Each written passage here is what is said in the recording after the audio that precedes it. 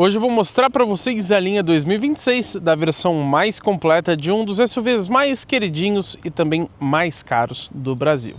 Esse aqui é o Honda HR-V Touring. Ele passou por algumas mudanças importantes na linha 2026 e a gente vai falar de tudo que se alterou. Vamos conferir acabamento, preço, desempenho, enfim, falar de todos os detalhes, espaço interno, porta-malas, para a gente descobrir se ainda vale a pena você levar para casa essa versão top de linha do SUV. Começando aqui pelo design, acho que esse é o primeiro ponto que chama atenção no HR-V 2026. Primeiro, essa cor vermelho supernova é nova, aliás. Não tinha no HR-V antes, você tinha um outro tipo de vermelho. E aqui na frente a gente percebe uma nova grade que eu achei que ficou bem mais bonita do que a anterior. Nessa versão tem um acabamento em black piano e como se fosse esses diamantes, né? Tem também umas mudanças pequenas no para-choque. O carro tá sujo aqui porque a gente testou de verdade e não deu tempo de lavar. Mas se vocês repararem bem, algumas linhas do para-choque mudaram. Vou colocar a foto aí para vocês verem melhor essa questão. A parte de baixo continua em black piano nessa versão Touring. Continua também com esse batimento cardíaco aqui embaixo nas versões turbo, só que tem só de um lado, então quem tem toque talvez se incomode com isso. E falando sobre conjunto de iluminação, também temos uma novidade. Ele continua sendo 100% em LED como já era. Então você tem a guia de lanterna, o DRL, o farol baixo e o farol alto em LED. E a seta que era em LED, agora ela é também dinâmica, então ela corre de dentro para fora, praticamente na mesma posição ali do DRL. Tem ainda lá embaixo o farol de neblina. Ele infelizmente não tem luz de conversão estática, então ele não acende somente um dos lados quando você vira o volante, mas pelo menos ele também é em LED e bem bonito. E felizmente agora eles estão trepidando menos do que trepidava na linha anterior. Esse conjunto óptico ainda tem o farol alto automático e o ajuste elétrico de altura. Uma coisa que eu gosto muito é que você consegue desligar o DRL até com o motor ligado se o carro estiver parado. Depois eu explico melhor isso para vocês. Mas aqui na lateral a gente encontra pela primeira vez no Honda HR-V as rodas de liga leve aro 18. Inclusive tem um novo desenho em algumas versões, incluindo essa Touring aqui. Os pneus são medida 225/50 aro 18. Lembrando que a versão Advance, que é a outra configuração turbo desse carro, tem o mesmo tamanho, mas com um desenho um pouco diferente. O carro está bem sujo, mas vocês podem notar que o black piano ele segue ali na parte de baixo, onde outros SUVs têm o plástico preto. A maçaneta aqui é na cor da carroceria e o retrovisor também, com exceção aqui da parte de baixo que é em plástico preto. Ele tem também, claro, o repetidor de seta em LED, fica bem bonito, inclusive. O arco dos vidros aqui é no plástico preto convencional, que vem até a maçaneta traseira, que não fica na lataria, né? Ele tem essa maçaneta aqui bem diferente, desde que ele foi lançado. A parte de cima também em plástico preto, assim como a coluna B. Se embaixo já é black piano, onde mais risca, por que não ser aqui em cima também? Lembrando que essa versão não tem, pelo menos de série, os racks de teto. E vocês já podem ver, não tem teto solar, nem como opcional. Olhando aqui de traseira, quase nada mudou. Continua com belas saídas de escapamento, no plural, porque são duas. Para-choque também aqui em black piano. Vocês podem ver que suja fácil, né? Aparece mais a sujeira. O logo HR-V aqui do lado esquerdo. Logo turbo do lado direito, mas você não tem o emblema Touring em nenhuma versão. Logo Honda aqui no centro e o aerofólio continua com esses detalhes em plástico preto aqui na lateral. Agora vamos falar de iluminação traseira, que é a grande novidade da linha 26 aqui na traseira. Você tem agora, felizmente, uma lanterna 100% em LED. Antes, a seta e a ré eram convencionais. Agora não, você tem a guia de lanterna em LED, que já era interligada. Mudou um pouco o desenho, tá? Tem também a luz de seta ali embaixo, a luz de ré do lado direito e a luz de freio ali no centro. O brake light, que era em LED, lógico, também continua. Só acho que essa lanterna traseira ela poderia ficar sempre ligada. Ajudaria a identificar melhor o carro e aumenta até um pouquinho da segurança. Falta também aqui uma lanterna de neblina traseira, mas já é um grande avanço aqui para a HR-V.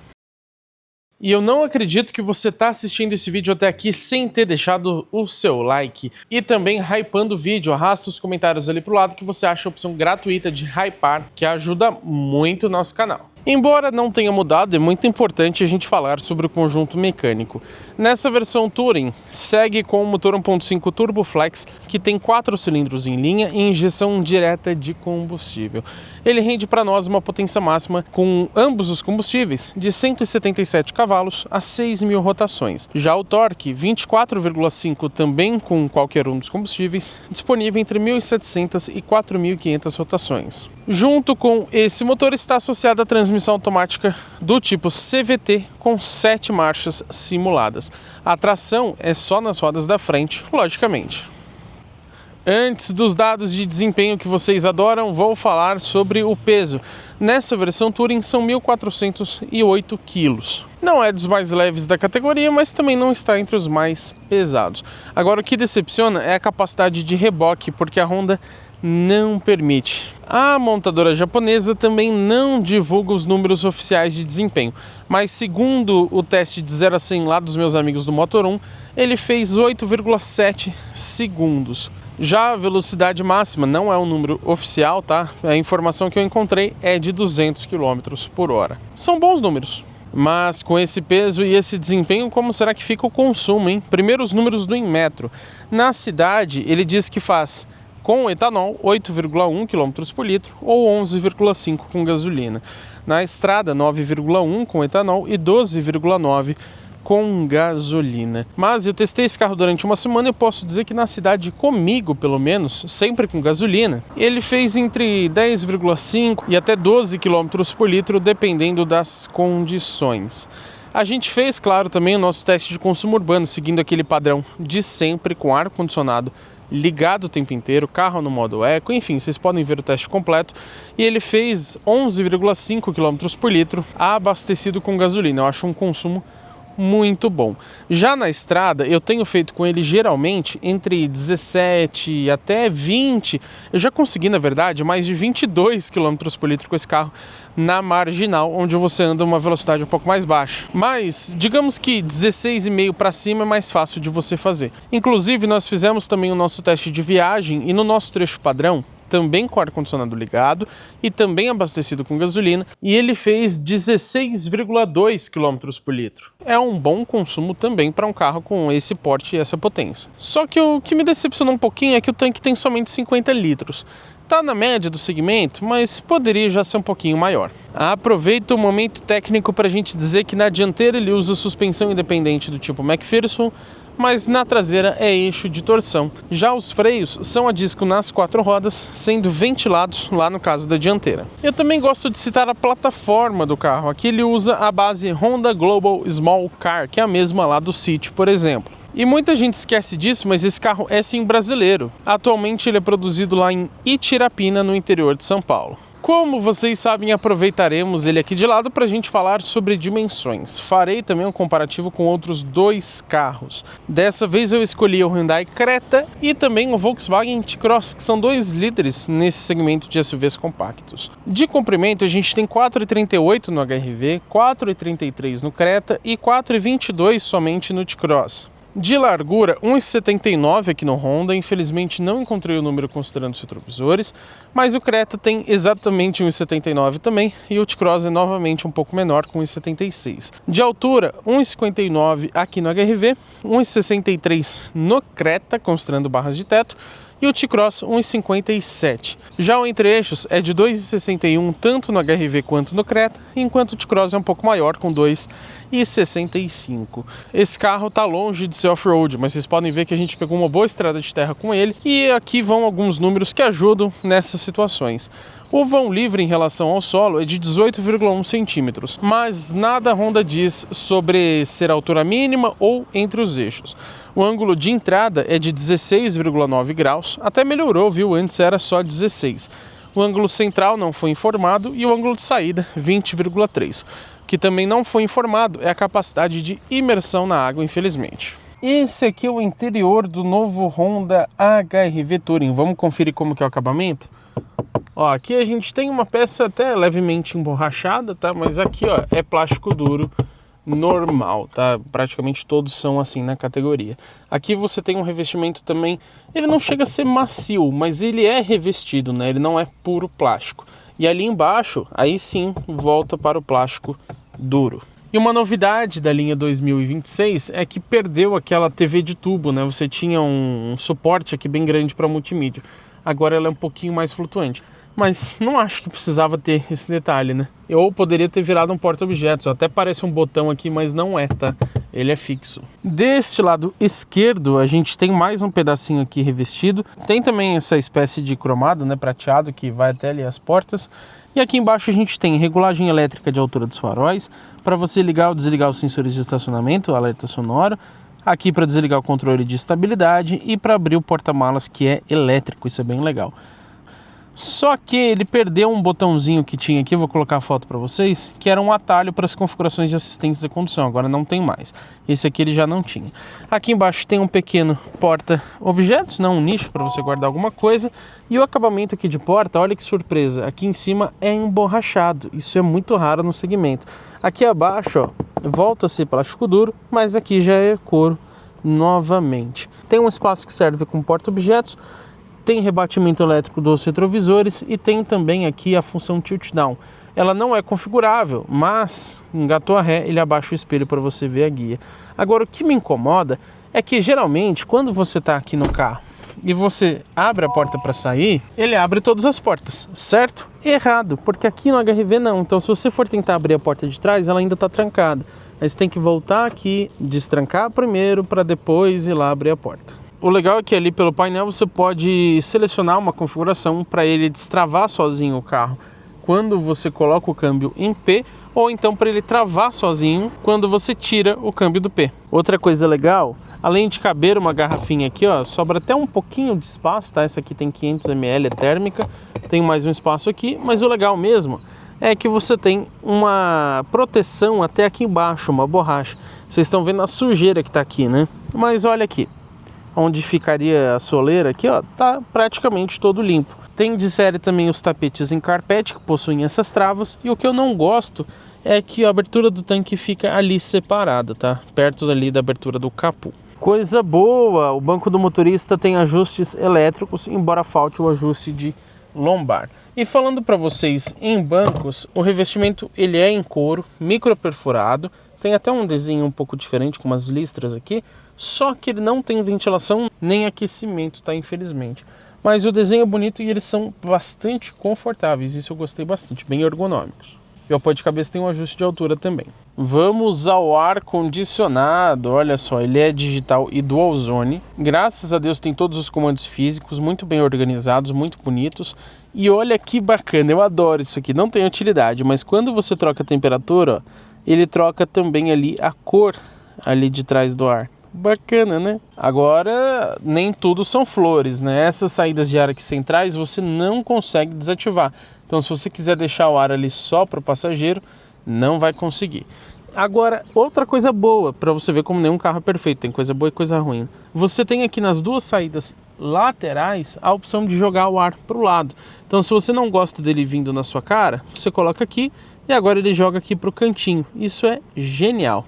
Continuando aqui pelo console central, você tem o botão do pisca-alerta aqui no centro e você tem um novo console central. Ó, vocês podem ver que reflete um pouquinho a luz do sol aqui, esse cromado, né, esse prateado. Mas vou colocar uma foto aí para vocês verem a diferença. Antes você tinha um acabamento que vinha aqui que eu achava até mais bonito, mas dificultava o acesso do passageiro e roubava um pouco mais de espaço. Então esse porta-objetos aqui ele ficou bem maior agora na linha 2026. Outra novidade, essa tomada USB-A você já tinha, mas o USB-C ele não tinha antes da linha 26, agora são 3 USB-C. Aqui embaixo ele já tinha o carregador de celular por indução, tem até uma iluminação aqui branca, tem uma tomada 12 volts ali também. E o carregador por indução, além dele ter essas travinhas aqui, ele tem um botão para você ligar ou desligar. O legal é que você pode colocar seu celular sem carregar, por exemplo. E ele tem uma luz ali também para indicar o status do carregamento. Só faltou a ventilação, né? Mas aqui para trás, a mesma alavanca de transmissão, acabamento em black piano com esse prateado do lado, como eu disse. E mais aqui para trás, 2 porta-copos com ajustes, 3 modos de condução. Você tem o normal, o Sport e o Econ, que seria o modo Eco. E esse modo Eco, ele também afeta o ar-condicionado, tá? Isso é importante ressaltar. E depois eu mostro ali no painel o que muda trocando o modo de condução. A HDC, que é o assistente de descida. Aqui o freio de estacionamento eletrônico com a função Auto Hold. E aqui atrás você tem um apoio de braço em couro, só que ele não tem ajuste nem de altura nem de profundidade. O que você pode abrir, tem um compartimento aqui não muito grande e não é refrigerado, seria muito legal se fosse. Falando em compartimento, você tem aqui o porta-luvas, né? Ele desce suavemente, bem devagarzinho, tem um espaço pequeno, tá? Talvez mediano, só que ele não tem iluminação. Quem dirá então uma refrigeração, né? Aqui na parte de cima a gente encontra os tweeters lá na frente, aqui eles não ficam na porta.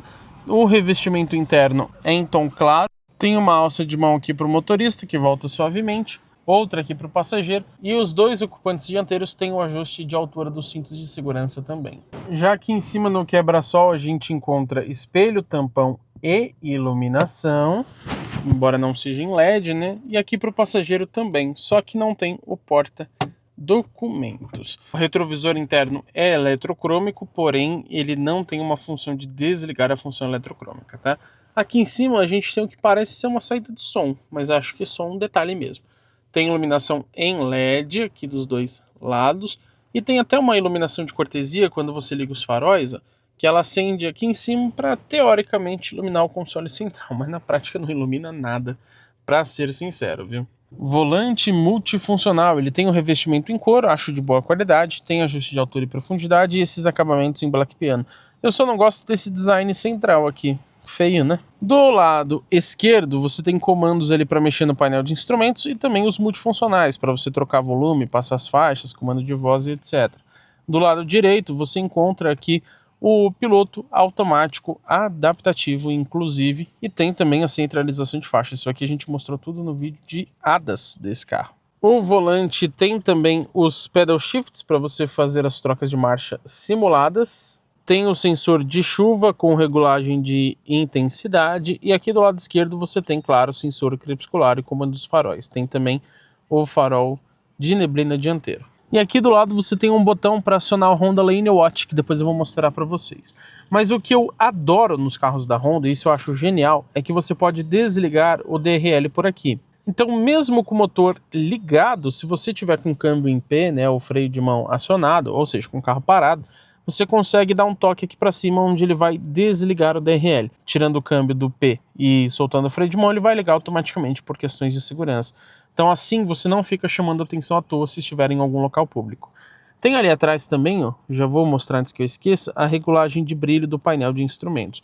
E do lado direito você tem esse botão de partida que ele fica pulsando enquanto o motor não está ligado. Vamos ao painel de instrumentos. Primeiro eu destaco aqui que você tem 3 estágios. Esse primeiro ele vai ligar, por exemplo, só a central multimídia. Mais um ele liga toda a parte de bateria do carro, né, a parte elétrica. E aí se você pisar no freio e apertar no botão, aí se liga o motor. Esse painel ele tem uma tela parcialmente digital de 7 polegadas. Nessa versão Touring já merecia o painel igual do Civic, por exemplo, que é totalmente digital, né? Aqui você vai então comandando as funções do painel pelo volante. Primeira função que você tem é o tacômetro, que é o conta-giros, né? Ele fica como se fosse analógico. Aqui o trip, você tem o A e o B, tem ali a autonomia restante também, né? O alcance. Só que a velocidade e o tempo ficam aqui numa tela separada, tá? Pelo menos eles resetam ao mesmo tempo, não importa em qual tela você estiver, né? E você tem até mesmo uma opção de pedir para ele resetar automaticamente quando você reabastece ou então quando você desliga a ignição. Aqui você tem a informação de áudio, consegue até mesmo trocar a fonte se você quiser. Aqui as informações do celular, até mesmo uma chamada que esteja ocorrendo, né? E aqui em navegação, olha que legal. Quando você está com o GPS no Android Auto ou Apple CarPlay, pode ser o Maps ou o Waze, tá? Ele te mostra a próxima coordenada aqui. Então ele fala que a 50 metros, ó, a gente vai continuar pela Rua dos Tangarás. E ele tem uma opção também nas configurações, mesmo se você estiver em outra tela, para que ele apareça aqui a próxima direção quando estiver chegando perto, né? Você pode desativar isso. Tem também, isso aqui é novidade, tá? O status das luzes de freio. Não tem muita utilidade, mas eu acho muito legal, eu me divirto vendo isso aqui, ó. Quando eu piso no freio, ele acende lá também, e as setas também, ele só não acende a ré, mas a lanterna também acende, ó. E o farol baixo ele ainda acende lá na frente. Para que serve? Não sei, mas é legal, né? Tem também a opção de você ver os cintos de segurança, quais estão afivelados, a previsão para a próxima revisão, né? Para você mexer nos assistentes de segurança. E aqui as configurações nós temos um problema, porque quando eu tiro o câmbio do P, você não consegue mexer em nenhuma delas. Ele pede para eu colocar no P de novo. E eu coloquei aqui para vocês verem que você tem nesse painel aqui algumas configurações de assistentes à condução, por exemplo. Eu não vou mostrar todos, tá? E são configurações que você mexe a sensibilidade com mais frequência. Então, se você estiver na estrada, você vai ter que parar no acostamento, colocar o câmbio em P só para trocar a sensibilidade de algum sistema ADAS.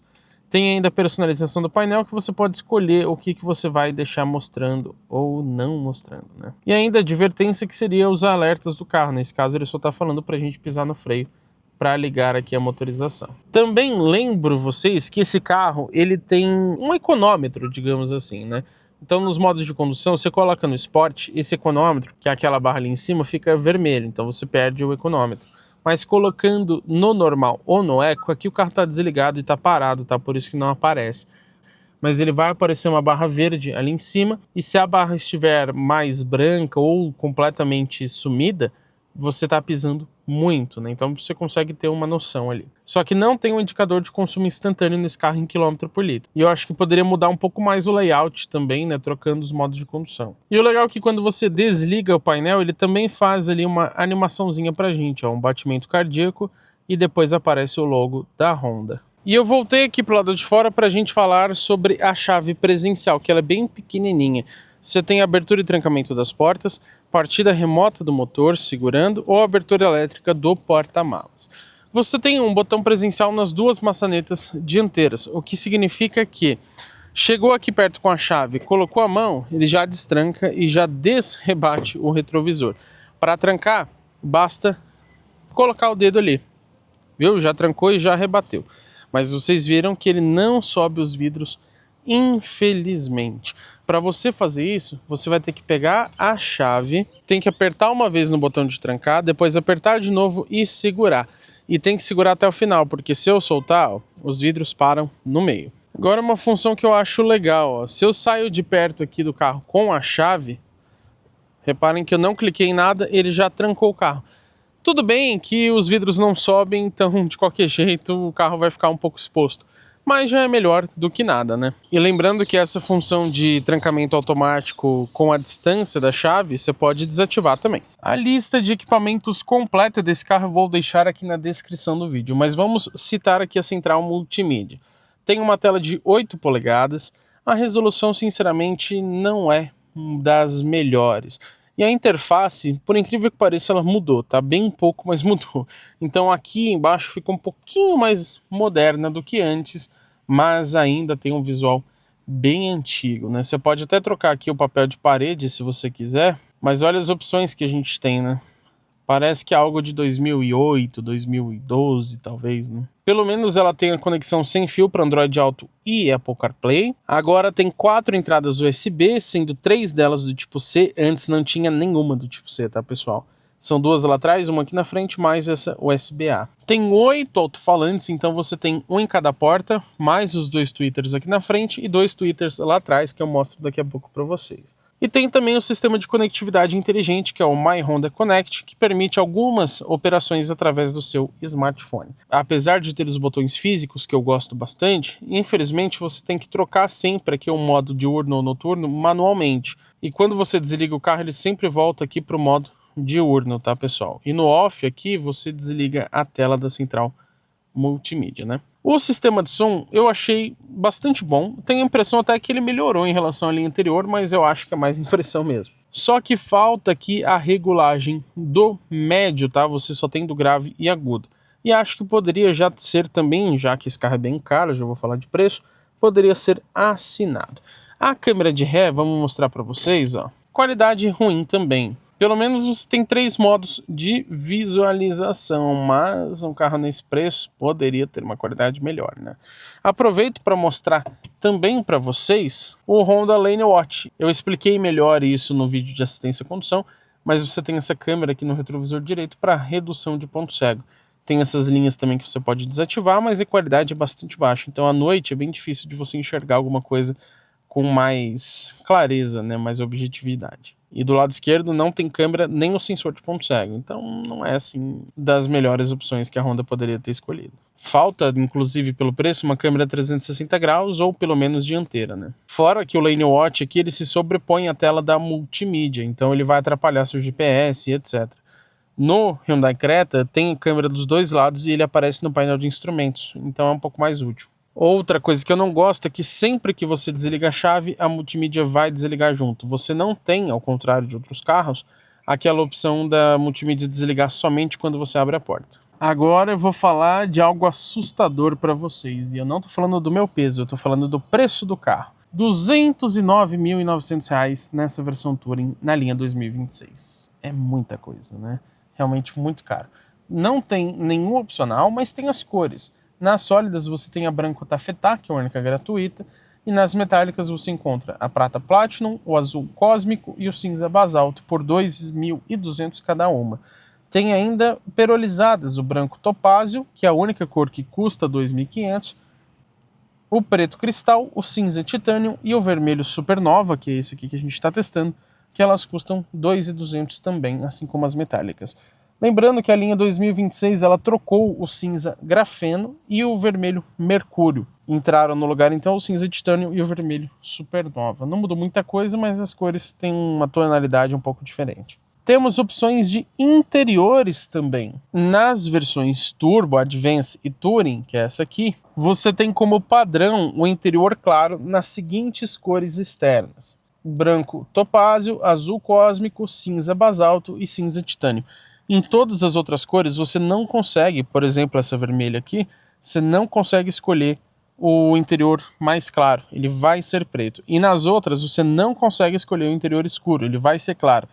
Então Honda, por que você não deixa o consumidor escolher o que ele prefere, né? O total então é de R$ 212.100 com essa cor vermelha supernova. Atualmente é o SUV compacto mais caro do Brasil, brigando sempre ali com o Volkswagen T-Cross Extreme, com todos os opcionais, que já passou aqui pelo nosso canal, bem mais caros que os rivais. Agora, garantia e revisões. A Honda dá 3 anos de garantia sem limite de quilometragem e as revisões acontecem a cada 10.000 quilômetros ou 12 meses, sendo aquilo que acontecer primeiro.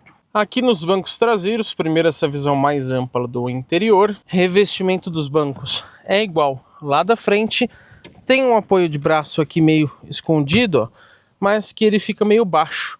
Pelo menos tem 2 porta-copos com diferença de tamanho. O cinto de segurança do meio, ele vem ali do teto. Olha que curioso, você engancha ele primeiro aqui. Tem iluminação de LED até aqui para os bancos traseiros. Tem alça de mão aqui, ó, que volta suavemente, mais um ganchinho para você pendurar alguma coisa.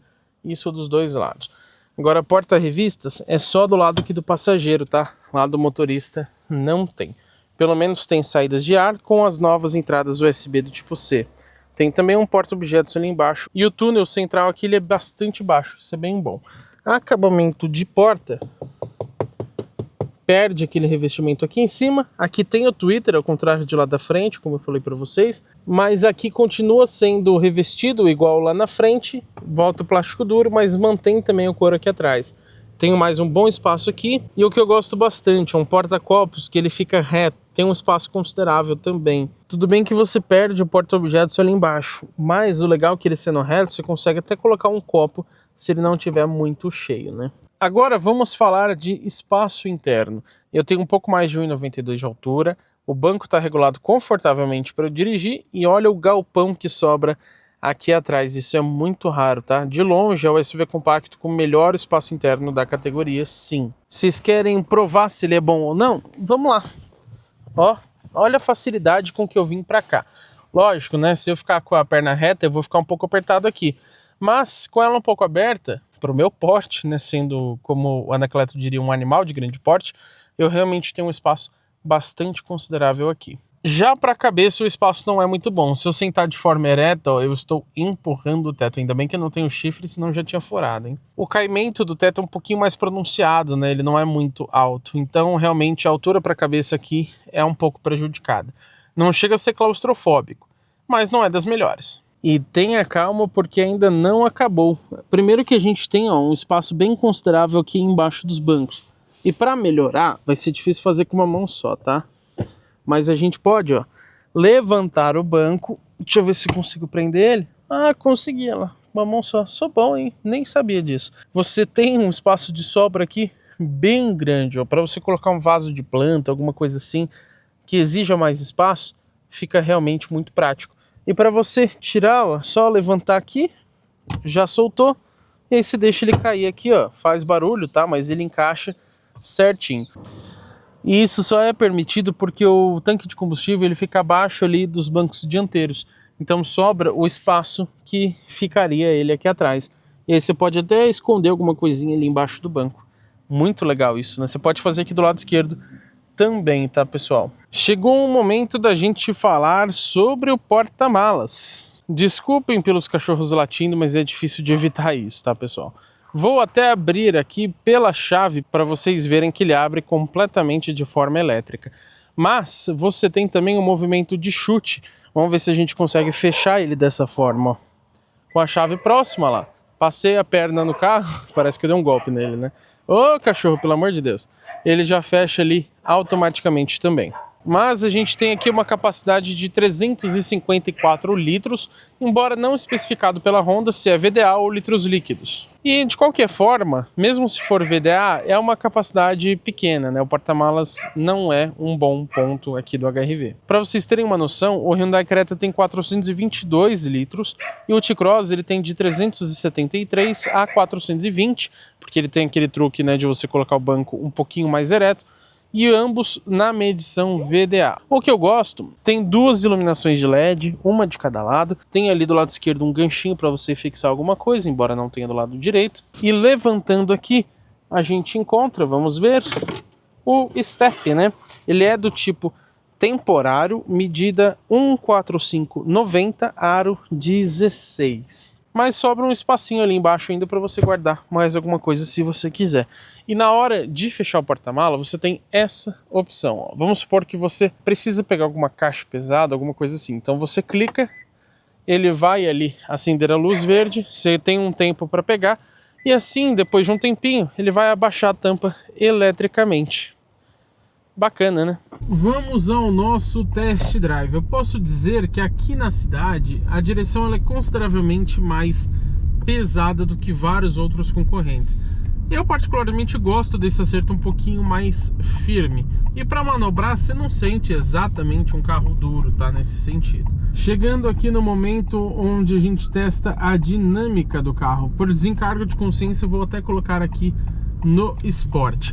Vamos então descer mais rápido, abusando um pouco mais aqui nas curvas, para a gente conferir como que é a dinâmica do carro. Vamos lá, ó. Ó, é bom, hein? Ó, rapaz! Caramba! Ele não parece ter uma dinâmica tão interessante, ó. Vocês viram que mesmo abusando bastante, a rolagem de carroceria é muito baixa. É realmente um ponto bastante positivo desse carro. Vamos aqui passar na valeta. Eu não vou passar muito rápido. Passei aqui a 5 km por hora mais ou menos, porque esse carro tem um grande defletor ali na parte de baixo, um defletor de ar, né? Que, sinceramente, raspa com uma certa facilidade. Até entradas e saídas de garagem, se você sair um pouquinho mais rápido ou não sair de lado, vai raspar. Ele é flexível, então não tem muito problema, mas incomoda se ficar raspando. O carro não foi feito para raspar, né? Sendo um SUV, né, um crossover, ele deveria sim ter uma altura maior em relação ao solo. Falando um pouco para vocês sobre isolamento acústico, eu acho mediano aqui nesse carro. Pelo preço poderia ser um pouquinho melhor, mas ele é razoavelmente bom. Tá longe de ficar entre os piores da categoria. Mas você ainda escuta um barulho considerável de vento na estrada, embora aqui na cidade ele isole bem os barulhos externos, como uma moto, um caminhão e etc. Não que isole completamente, mas isola bem. Vamos lá para o teste de desempenho saindo. Ó, acelera bem, viu? Tá no modo esporte. Vamos lá, 100, 110, 120. Eu gostei do desempenho, viu? Não vou falar que assim é o melhor do mundo. Eu já andei no Creta, por exemplo, que é 1.6 turbo, tem 193 cavalos, né?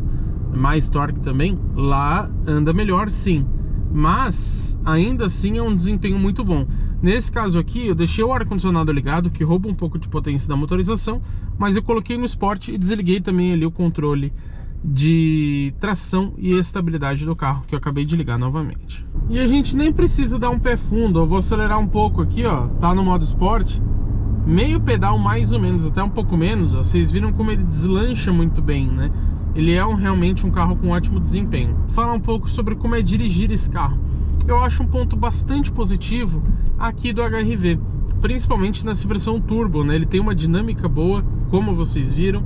Suspensão, sobre conforto eu falo daqui a pouquinho, mas ele é um carro gostoso de dirigir, com uma direção bem acertada. Mesmo para quem tem uma pegada um pouco mais confortável, que você não vai ficar acelerando o tempo todo e etc., ele ainda é um carro bom nesse sentido. E para quem gosta de abusar um pouco mais, também é bom.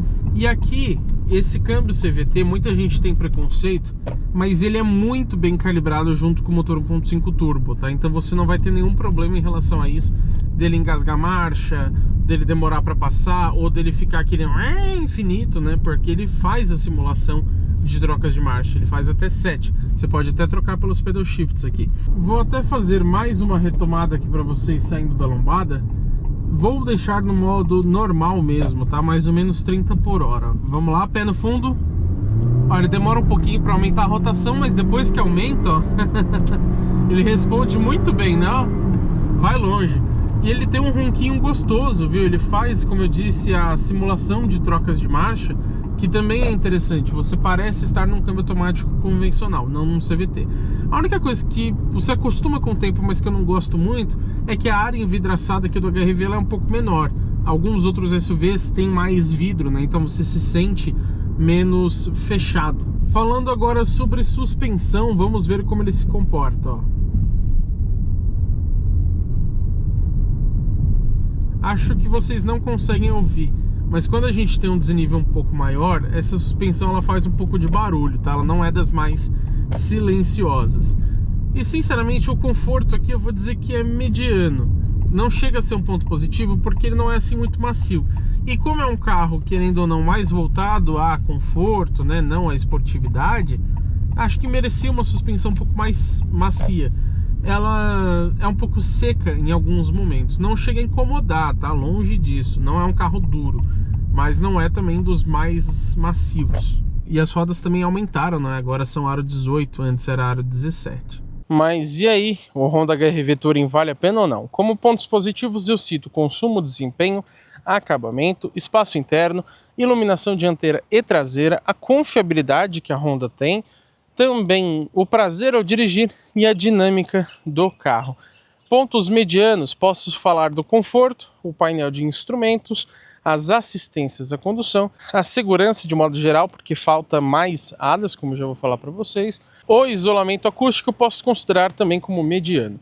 E também o sistema de som. O sistema de som pode até considerar como positivo, mas pelo preço do carro, acho que já deveria ser assinado ou até ainda um pouquinho melhor. Como pontos negativos, o porta-malas, a central multimídia, o preço, sem sombra de dúvidas, o custo-benefício e a lista de equipamentos também. Isso porque eu senti falta aqui nessa versão Touring de teto solar, câmeras 360 graus ou dianteira, né? Iluminação no porta-luvas, sensores de ponto cego, reconhecimento de placas de trânsito, alerta de tráfego cruzado traseiro, alerta de abertura de porta, suspensão independente, talvez até um parque assist, que é o estacionamento automático, sensor de fadiga, resfriamento ou e aquecimento dos bancos, iluminação ambiente colorida, fechamento automático dos vidros e também um painel totalmente digital. Pelo preço do carro, não poderia dever esses itens, né? Ele tinha que ter até mais, na verdade. Agora, para a gente entender se esse carro vale a pena ou não, vou citar os seus concorrentes, e são vários. Lembrando que eu desconsiderei aqui aqueles SUVs médios, embora tenham preços às vezes até mais baixos do que esse carro, e também desconsiderei os SUVs subcompactos. A gente tem então o Caoa Chery Tiggo 5X Pro Max Drive 1.5 turbo híbrido leve, nome de 2 anos para falar, custa 160 mil. O Peugeot 2008 GT 1.0 turbo híbrido leve, 165 mil. O Renault Duster Iconic Plus 1.3 turbo, 177 mil. O Chevrolet Tracker RS 1.2 turbo, 176 mil. O Fiat Fastback Abarth 1.3 turbo, 180 mil. O Jeep Renegade Willys 1.3 turbo já 4x4, 186 mil.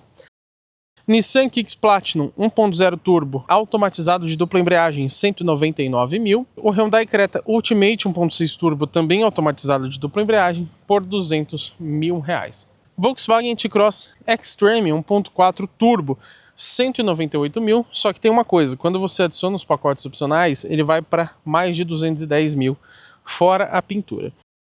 Eu posso concluir então que aqui o carro é realmente muito bom e também muito gostoso de dirigir, mas fica difícil aceitar 212 mil reais, né? E para tentar justificar esse preço, ele deveria trazer mais equipamentos que os concorrentes.